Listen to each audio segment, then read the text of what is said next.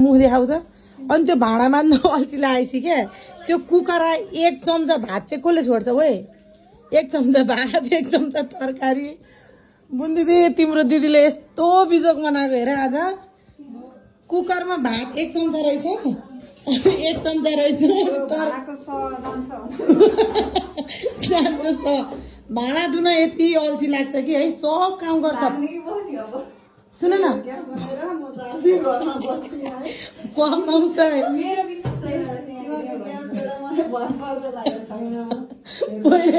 भुइँचा लाउँदा नि अगाडि भाग्ने मान्छे यस्तैलाई भन्छ नि के अरे